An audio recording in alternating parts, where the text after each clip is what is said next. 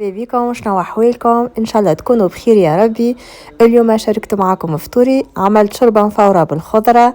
حاجة ياسر سهلة وبنينة ياسر، سيرتو في الطقس بارد ما تصلح كان حاجة بالخضرة. أخذت الخضرة متاعي، سلق وسبناخ ومعدنوس، غسلتهم وقصيتهم جويتين.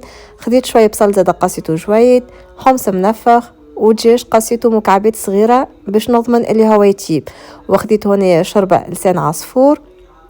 على الكمية اللي عملتها أنا خديت 2 باكوات، انتم حسب الكمية اللي باش تطيبوها تعملوا أكثر وإلا أقل.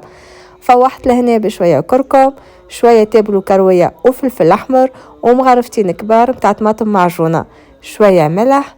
وبطبيعة الحال أكثر حاجة تبنن الشوربة المفورة وإلا حتى الرز الجربي هي النعناع الشايح. حطيت مغرفة كبيرة مليانة وشوية ثوم وشوية زيت، ونخلط المكونات الكل مع بعضها حتى يدخلوا في بعضهم.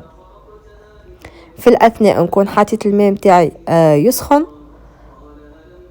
هذايا بعد ما خلطها نعبي الشوربة متاعي في الكاسكاس وما نحطها تفور إلا لما الماء يكون يغلي، على خاطر إذا نحطوه هو موش يغلي النقب متاع الكاسكاس تتسكر والشوربة تعجن لنا. كيف بالنسبة للروز، وكل مرة نقعدوا نحركوها حتى يكشل التيب، ما تاخوش برشا وقت، في ساعة ما تجيب. وهذه النتيجة جات ياسر بنينة ياسر خفيفة وفاوحة. زينتها بشوية زيتون، قرن فلفل بالعبيد، فلفل مسير، نودكم ومن شهيكم، حاجة تعمل الكيف.